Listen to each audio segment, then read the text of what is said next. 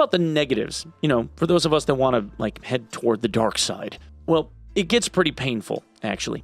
As a reminder, this ratchets down over time, though. At -1, it's really not that bad, but at -6, it's rough. Almost impossible. Probably impossible, actually.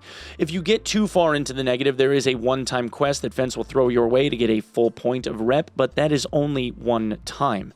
Also, it stands to note here that in order to work with Fence on the Tarkov story quest stuff, you need +1 rep in order to unlock the quests Is This a Reference and Network Provider Part 1.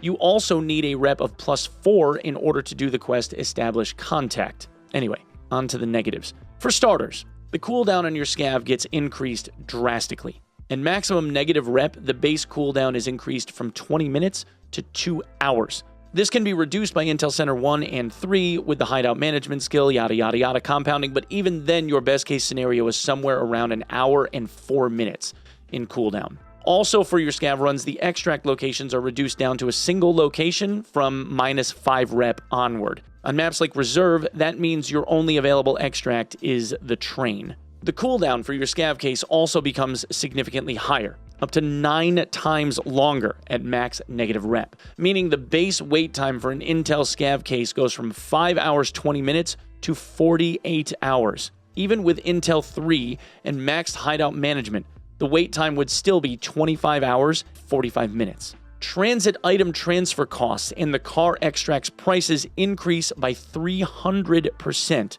and the transit grid goes from 3x4 down to a 1x1.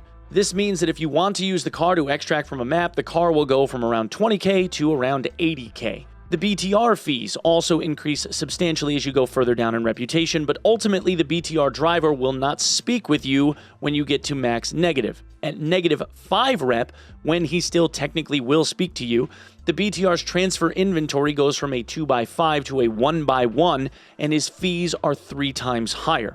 So, if you're a USEC with -5 scav rep, trying to use the BTR to taxi somewhere, it's going to cost around 35,000 rubles instead of 11,500. And if you want the guns on to shoot stuff as you're driving around, you're going to need around 275,000 rubles to do that. As your rep decreases, the bots become less and less likely to obey any of your commands. And at max negative rep, you become shoot on sight by the scav NPCs, marked as a traitor to the faction. And finally, as if all of that wasn't bad enough, Fence's prices are 20% worse for buy and sell.